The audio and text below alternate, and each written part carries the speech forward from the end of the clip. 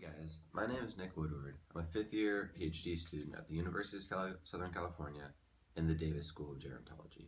And today I want to talk about how we measure depressive symptoms in mice. First, some background on my research. What we look at is air pollution. Exposure to air pollution has shown a number of cognitive effects in the population. And what we want to do is we want to see the specific mechanisms and the specific effects in a controlled environment. In order to do that, we siphon air off the 110 freeway. We size fractionate out different components of the air pollution. My specialty are all the particles under 200 nanometers in diameter. And then we re-aerosolize that so that mice can breathe it in an ambient environment. And so once we've done all this, we want to see what effects exactly the air pollution has on the mouse. And in order to measure depressive symptoms, we use a test called the forced swim test. This is very simple. You essentially just put a mouse in a bucket and you watch it swim. The test is 5 minutes long, and the two measures that we have are time towards first period of immobility, so how long until the mouse first gives up and just starts to float, and then total time of immobility. And this is just adding up all the periods of this helpless float that the mouse has done. And then with those two measurements, we have a good indicator of whether or not the mouse is depressed.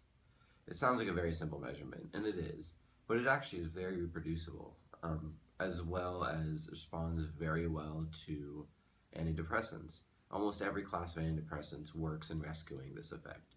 So a normal mouse is going to wait a long time until they first start to float, and after brief periods of rest, they're going to continue to swim around and look for an exit.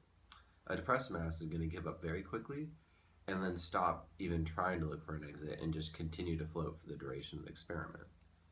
So what we'll do now is we'll look at some actual tests of forced swim in mice. So here you can see the mouse is being placed into the chamber. When you first place them in, they're going to start rapidly swimming for a long time. Eventually though, they will calm down, and once they've seen all of the sides of the chamber, they'll realize there is no escape, and eventually they will stop.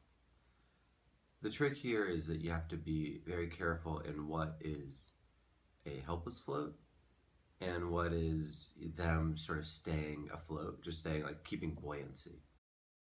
You can see here the animal has almost stopped swimming, except for a little bit of movement in their hind legs. This is just for buoyancy, and we'd actually count that as a period of immobility. As you can see here, the animal has completely stopped swimming and is completely immobile. This is also a period of immobility. So very interestingly, after a prenatal exposure to these nanoscale particulate matter, we have seen very reliable depressive effects in the animal.